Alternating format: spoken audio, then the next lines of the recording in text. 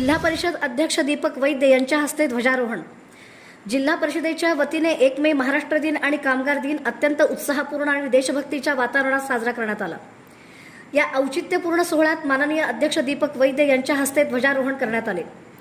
ध्वजारोहणानंतर उपस्थितांनी राष्ट्रगीताने अभिवादन करून महाराष्ट्राच्या गौरवशाली परंपरेला सलाम केला। या प्रसंगी माननीय उपाध्यक्ष इंद्रजित पवार, महिला व बाल कल्याण सभापती अमृता वाघे, मुख्य कार्यकारी अधिकारी कुशल जैन, अतिरिक्त मुख्य कार्यकारी अधिकारी संदीप कोहिनकर तसेच उपमुख्य कार्यकारी अधिकारी स्मिता पाटील यांची प्रमुख उपस्थिती लाभली। याशिवाय सर्व खाते प्रमुख, अधिकारी व कर्मचारी मोठ्या संख्येने उपस्थित राहून कार्यक्रमाची शोभा अधिकच वाढवली। महाराष्ट्र दिनानिमित्त एकात्मता, प्रगती आणि सेवाभावाचा संदेश देणारा हा सोहळा अत्यंत उत्साहात आणि दिमाखात पार पडला।